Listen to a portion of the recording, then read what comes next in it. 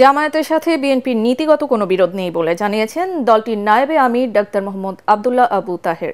রাজধানীর মগবাজারে সংগঠনটির কেন্দ্রীয় কার্যালয়ে ব্রাজিলের রাষ্ট্রদূত পাওলো ফার্নান্দো ডায়াস ফেরেসের সঙ্গে সৌজন্য সাক্ষাৎ শেষে তিনি একথা বলেন। এর আগে জামায়াতের আমির ডাক্তার শফিকুর রহমানের সঙ্গে সৌজন্য সাক্ষাৎ করেন ব্রাজিলের রাষ্ট্রদূত। দেশে সুষ্ঠু নির্বাচন, আমদানি রপ্তানি সহ নানা প্রসঙ্গে প্রায় ১.৫ ঘণ্টা সাক্ষাতে ব্রাজিল যেন বাংলাদেশি বিনিয়োগে আগ্রহী হয় সে বিষয়ে জোর দেন জামায়াতের আমির। এ সময় ব্যবসা বাণিজ্য সম্প্রসারণে বাংলাদেশের সাথে কাঁধে কাঁধ রেখে আগামীতে একসাথে কাজ করার প্রত্যাশা জানান ব্রাজিলের রাষ্ট্রদূত।